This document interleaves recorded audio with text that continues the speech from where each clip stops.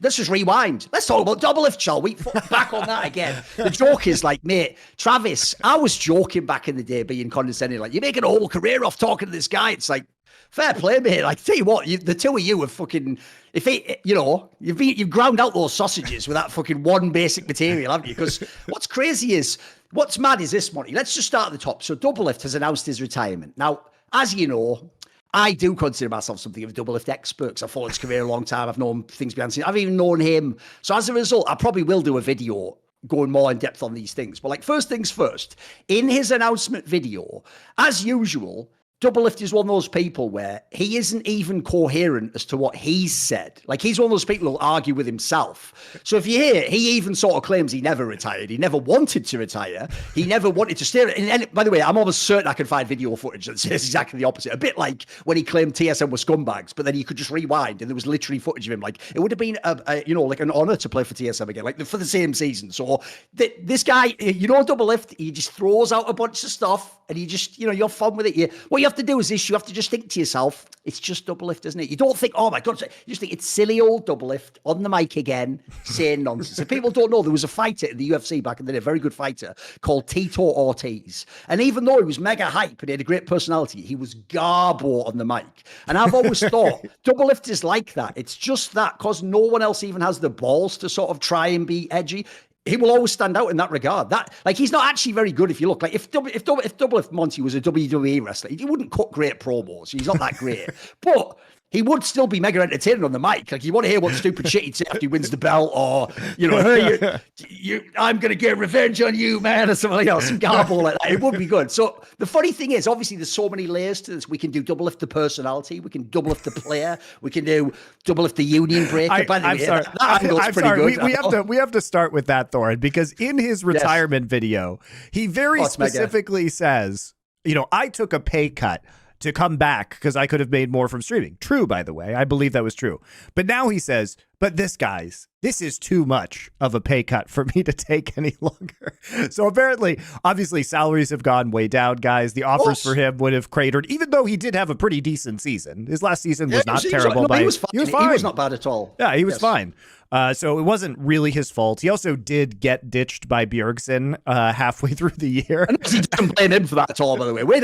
Funny how Yellow Star joins TSM, tells them on like day one, by the way, I don't want to be a shot caller, plays the game, and because they fail Monty by going to game 5 of the finals, Doublelift trashes Yellow Star's rep to the extent that what, in my opinion, is one of the greatest Western and shot calling players ever in League of Legends, is now considered a bum forever, and no one cares about Yellow Star. But I noticed Bjergsen, he can just literally, Bjergsen can coach you, do nothing. Bjergsen can come back to the team, abandon you. I thought Bjergsen can have a $7 million fucking roster, fail. He can just do everything, mates. Man, all I'm going to say is this. I have to do this. Remember, we're on the 10 years back rewind. All I'm going to say is this. Who aged better, Froggen or Bjergsen? Dude, Froggen was playing with fucking deftly and still carrying games. This motherfucker had closer and Doublelift. Like, on paper, that's good. He did fucking nothing. And then he just ditched. He's like, well, you know what? Rather than go 0-6, I won't even be here to qualify for Worlds. How about I have to get something from the basement?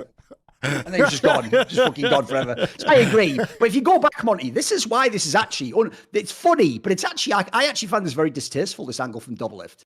He had the audacity, Monty, to say he agreed with fucking none of the stipulations for the walkout, but that he wanted to do it and that they unanimously voted.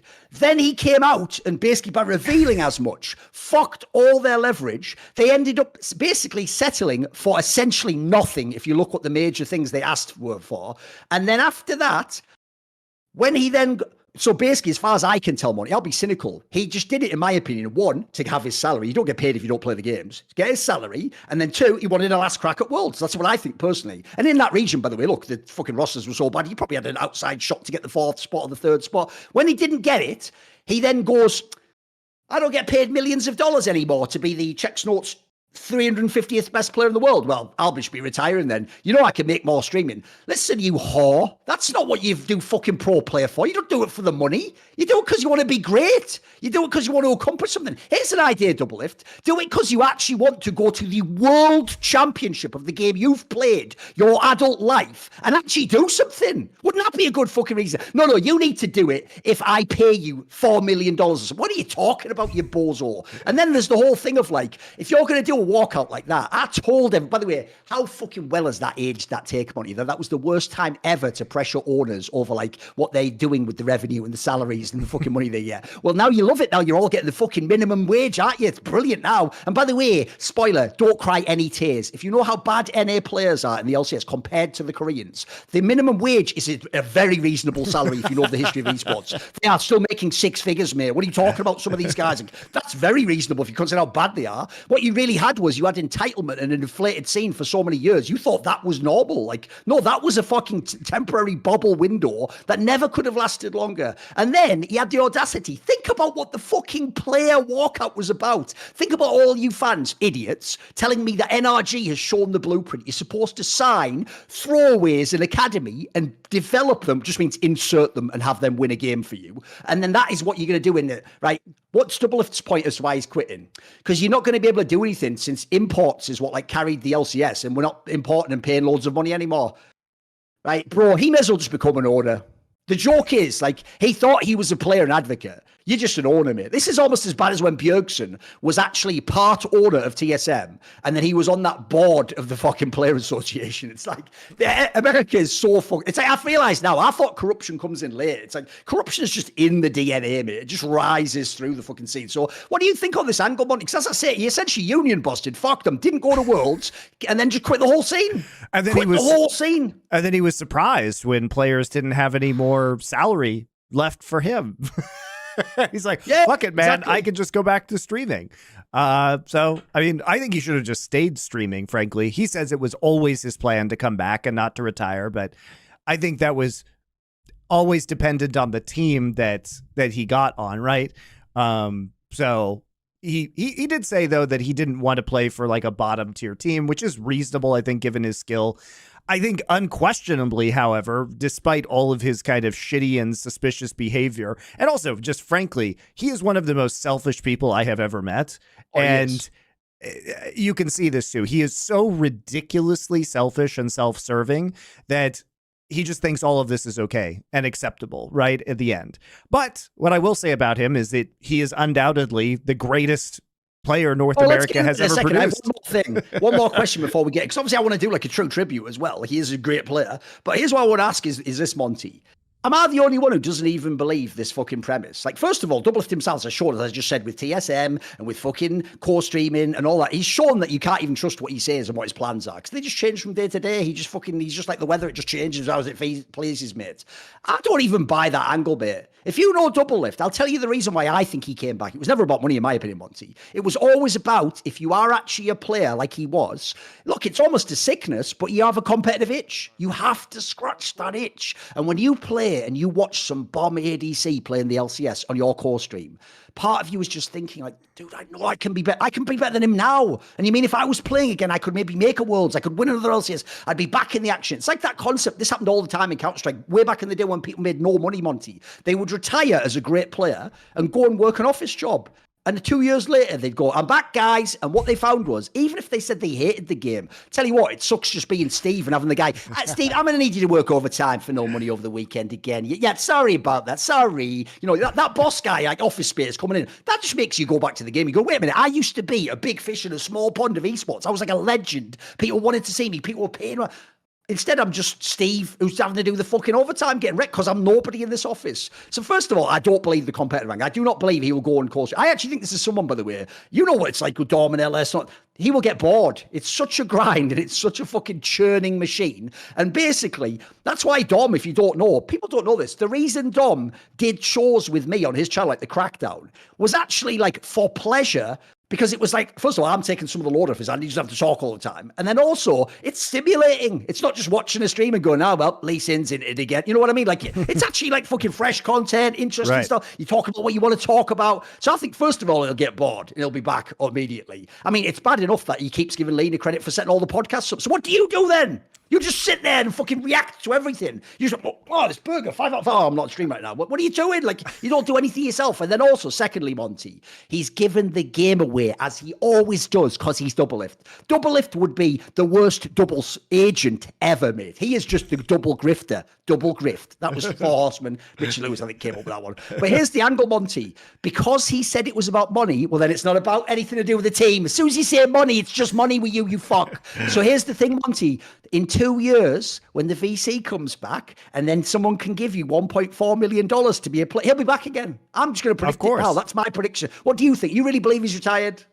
I think that if there's the right deal, he would instantly come back. I think it's even less, if it's even less than his streaming deal. But here's the thing, Thorin, as you point out, I don't think he's going to have a particularly long streaming career because he doesn't have the drive to continue grinding that film in the way that people like Cadril, Dom, LS, these people do on their streams. It's incredibly difficult, as you said, and it takes a lot of effort. To be a pro player, literally.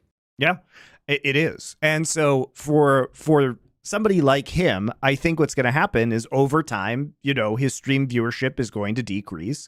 And then he's going to be at a point where there's going to be some sort of inflection point where maybe he can make enough money by going and playing League of Legends again.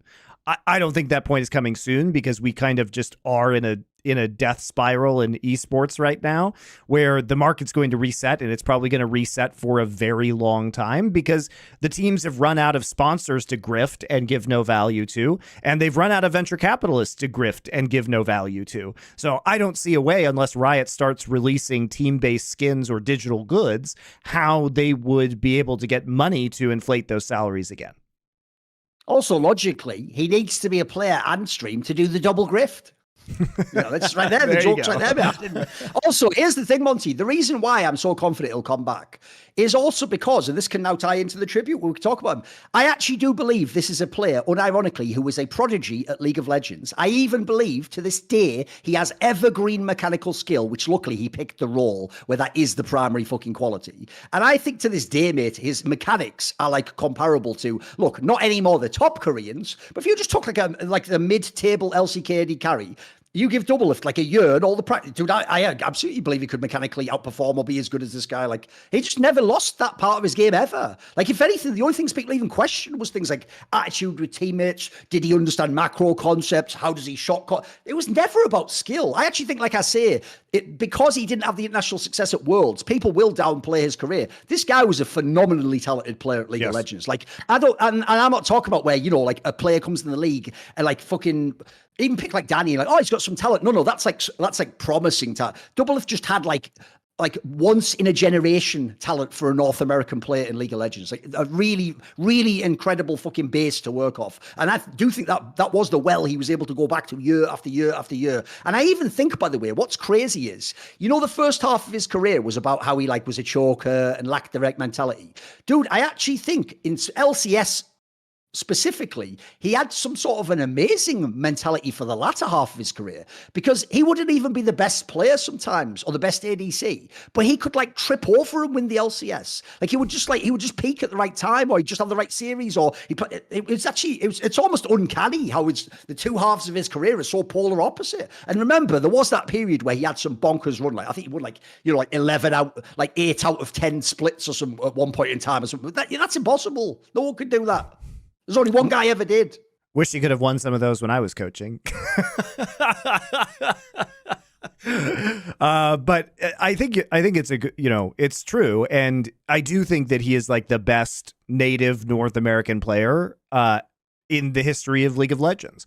And this is, part of it is the longevity of his career as well, which is, people forget that he was actually competing, in OGN when the Western teams were out there when he was on CLG. And he was really well respected by a lot of the Korean players in like 2011, 2012 era, in the very early days of the Korean scene. And, you know, Hotshot and Doublelift and the rest of the team took a lot of risk going to Korea at that time to compete on OGN. This is before I even got to Korea. And it really, you know, he didn't have the greatest results, but I think on an individual level, you could really see him shine. And he was one of the very few, I think, Western players who was very widely accepted and widely respected by the Koreans, to the point when he was out in Korea, everybody knew who he was. Everybody loved him. He had made that impression on people. And so it wasn't, people weren't just complimenting him in interviews to compliment him. It was because they really believe he had ability and they enjoyed playing against him. And his mechanics, as you say, were always on point. And even to this day, not many players could have had a career where 10 years down the road, they were still playing at a good level within the LCS, right? He's kind of the last of an old guard, especially with Wild Turtle now moving into like a sub position. I'm not sure if there's anybody even left really from that era of North American League of Legends anymore, like LCS Season 1, like with Aframu gone, Doublelift now gone, and Wild Turtle now gone. There's really nobody. So it does, you know, it is sad in a way because he was always an enjoyable player to watch and to talk about, and certainly unintentionally hilarious a lot of the time. But yes, now that Bjergsen is retired and now that Doublelift is gone, it's another blow to the LCS, frankly, because the LCS will justify it to themselves by saying, oh, he'll be co-streaming. Yeah, until he gets bored of it. He was never really consistent in his co-streaming, even when he wasn't playing on a team. So I don't think he's going to be there week in and week out. And I think that although some people are going to watch him on the co-stream, I think the net loss of viewership by him not playing is still greater. Like, you're not going to take a W because he's co-streaming when probably more people would tune in if he was playing. I mean, that's just how it is. I do think, though, that he made so many bozo decisions in his career. Like, the joke is, look, I can't say he would have won more LCS titles, like winning as many. He won the most ever. Like, obviously, he did do a good job in that sense. But if you look at it, like, first of all, if I'm him, you know, the rumors over the years, there's tons of people have had like at least an inquiry, like, will we get Doublelift this offseason? If I was him, the obvious move to me, Team Liquid was a great spot. The other spot, I can't believe he never went there, is I would try to get to Cloud9. I've heard there was times in the years where they were interested, you know, that would have been the obvious one to me because they just build good rosters over and over again. But the worst one to me, and the irony is, it is TSM that did him in. Because remember, right, I'll combine Bjergsen's hubris and Doublelift's hubris into one off-season. It was the off-season where they could have had this lineup. And I've heard Bjergsen fucked the mid lane up, and then Doublelift fucked the rest of the team and then didn't sign. Then Reggie had that beef for them. They could have had, as far as I know, I think it was for 2021 because it was when Bjergsen was out. They could have had a TSM roster of Licorice top, Speaker jungle, Jensen mid lane, Doublelift ADC, and then Sword Art support. Now, before you all go, oh, Sword Art, what do you mean? Look at that roster. All he's there to do is like shot call and fucking make engage players. Like, that roster, by the way, sounds fucking sick. That actually sounds like it would be really good. And between Bjergsen and Doublelift, they successfully fucked it all up. And then within a year, neither of them were in TSM anymore. By the way, another reason why I hate players talking about, why don't players have agency and no one listens to us? Because you come into a room having never made 1 cent yourself profit for anyone in esports, then you tell another person, trust me, use your millions of dollars you've managed to raise like this. And then when it fails, you go, well, I don't want to stay in a failed team. I'm off to the other team to try my grift next time. La, la, la, la. And then when you get to the next team, you go, bloody owners don't know what they're doing, do they? I mean, they don't if they're empowering you, mate. Like, I've always said to Doublelift, here's the thing, mate. Like, in many ways, Chowster did set the table. Your job is to click and move your hands. I'll do the thinking. Look, I'll do the talking too, but you can talk. It's funny. Just fucking, it's sort of like fucking, you know, music in an elevator. It's pleasant, isn't it? You know, if there's nothing going on there. But like, don't ever imagine you'll do the thinking, Doublelift. Like, not at all, mate. Like, we've seen what happens when you apply your mental powers. So the saddest thing is, I actually also think that his legacy that he never ever got out of groups at Worlds is so fucking whack. Because like I say, part of it's like failures on TSM. Part of it also is I just don't think he went to the right teams, mate. You can't be on teams like that he was on. Like, you need to be on the fucking squads. And also, That's why I always said this as well. Do you know I don't know if you know this, Monte, because I don't know if you follow the sport much, but in MMA, Conor McGregor's still enormous. I mean, he's still like a very charismatic figure. He's still a massive money fight, but he's like literally, no joke, he's about 1/4 as good as he used to be. Oh, sure, he's kind of washed, and he hasn't won in ages, mate.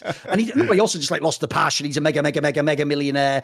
Like essentially, like, I mean, it's not even just that like you're not motivated. It's like there's not the same fire. There's not the same like if I lose, it's all over. It's like your back isn't against the wall. Well, the problem is it makes it so that even though to a pleb it's still fun like WWE, to me, Conor McGregor's trash talk doesn't even touch the sides anymore.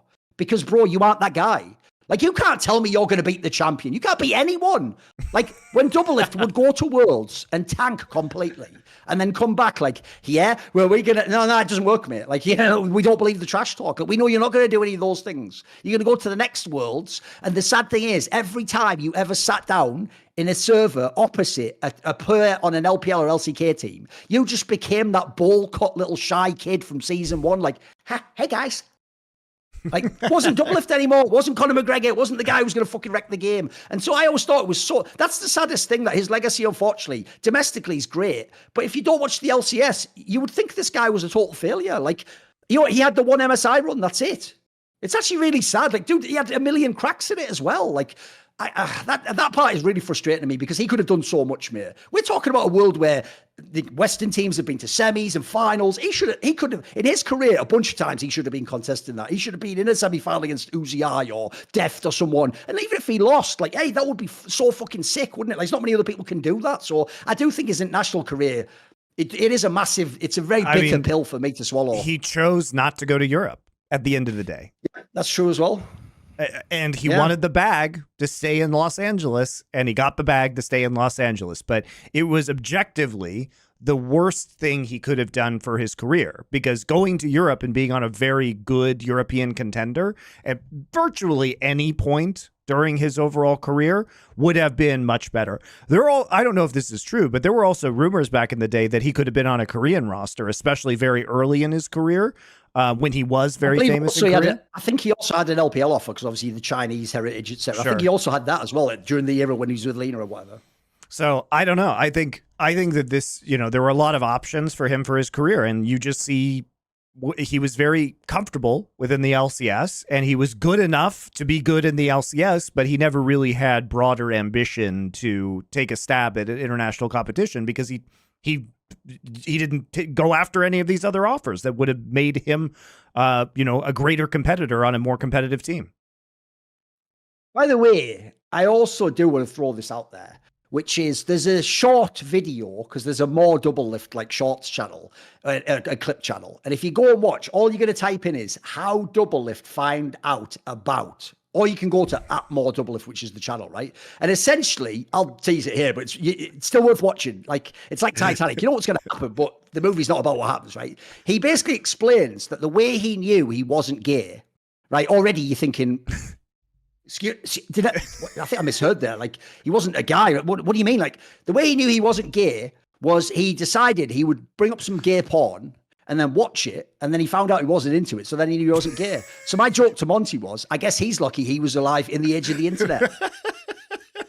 Think it through. It's just, by the way, it's just a classic example, though, of why, even though I think he's a bozo, please don't ever get off the mic. Don't ever do it, please. I need you on the mic. Like, you actually do, in a fucked up way, bring me joy in my life. Like, I actually genuinely really enjoy watching Double. But as you say, most of it unintentional, Monty. I don't think he actually knows that he's giving me this joy. For what reason? I mean, we did the Monty Hall one already, but yeah, there's so many bangers. There's so many bangers. See more cool, funny, interesting clips based on topics from my content? Well, subscribe to this channel then, or, be a pleb and don't.